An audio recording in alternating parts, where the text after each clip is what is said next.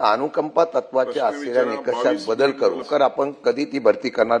आपला हा जो 150 दिवसाचा कार्यक्रम आपण दिलेला आहे, या 150 दिवसाच्या कार्यक्रमात एक प्रमुख मुद्दा आपण दिला अनुकंपाच्या नियुक्त्या, आणि पोलिसांचे सगळ्या विभागांना सांगितलेलं आहे की अनुकंपाची जी काही नियुक्ती आहे ही मिशन मोडवर द्यायची.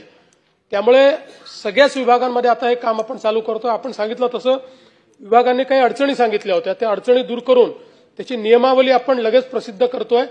आणि मोठ्या प्रमाणात म्हणजे आता ज्यावेळेस याचा आढावा आम्ही घेत होतो त्यावेळेस लक्षात आलं की एक अनुकंपेची केस 2008 पासून प्रलंबित आहे.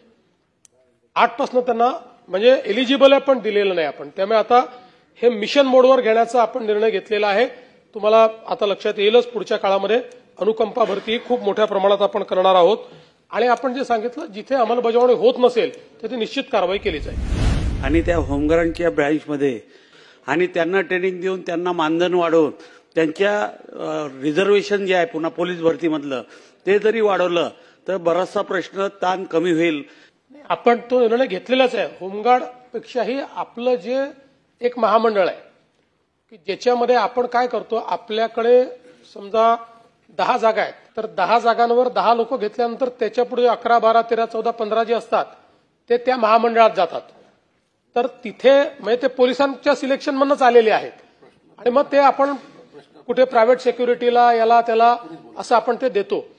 मागच्या काळामध्ये आपण हा निर्णयच घेतला की जसं आता मुंबई आहे, मुंबईमध्ये जोपर्यंत भरती होत नाही तर ती गॅप भरून काढण्याकरता आपण कंत्राटी पद्धतीनं त्यांना 11 महिन्याकरता त्या ठिकाणी घेतो आणि ही गॅप भरल्यानंतर त्यांना तिथे परत पाठवतो. तर वेगवेगळ्या ठिकाणी त्यांना अशा प्रकारे ते काम मिळतच असतं. त्यामुळे ते आपण ऑलरेडी घेतलेला निर्णय आहे तो.